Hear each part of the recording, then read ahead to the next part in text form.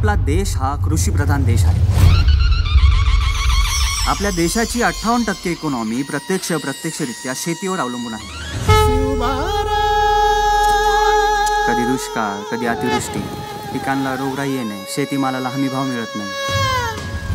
तरी सुद्धा अशा बिकट परिस्थितीमध्ये आपला देश सर्वात जास्त पीक निर्यात करत असतो। तरी मात्र यामध्ये शेतकरी हा घटक दुर्लक्षितच राहतो। लोकांचा शेती आणि शेतकरी यांना बघण्याचा दृष्टिकोन बदलला पाहिजे। नाव शिवाय माझं कासरा हाती घेतला की जिंकल्याशिवाय सोडत नाही। आपला शिवा कसा खरा शेतकरी शोभतोय ते भाऊ, मला खरा आनंद तवाच होईल जेव्हा याला नोकरी लागेल। आधुनिक पद्धतीने शेती करून काही ना काही प्रयोग होतात ते आपण केले पाहिजे।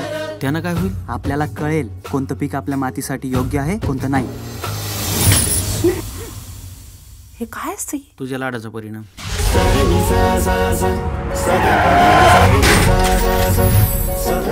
बरोबर जात होते, तुम्ही त्यांना धडक दिली। तुम्ही कोण? मी एक जबाबदार नागरिक।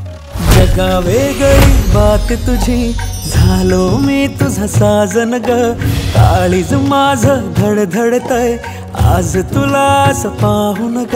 फक्त गाठीशी असलेला सगळा पैसा आपण खर्च करतोय। तोवर मी एखादा पार्ट टाइम जॉब शोधतो। शेतीचं आम्ही बघू, तुम्ही अभ्यासाकडे लक्ष द्या, परीक्षा जवळ येईल।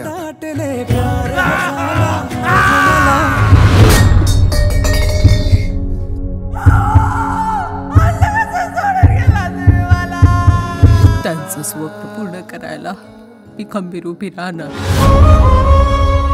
तुझ्या बापाचा आपल्या जमिनीवर लई दिवसापासूनचा डोळा आहे।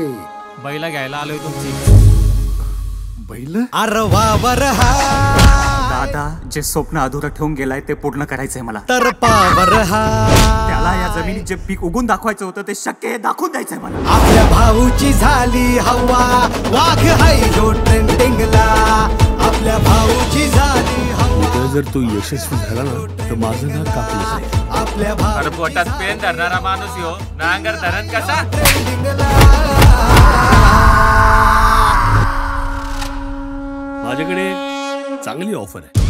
ती जागा मी तुम्हाला देऊ शकत नाही, सगळं जग दगा देईल, पण माझी माती नाही।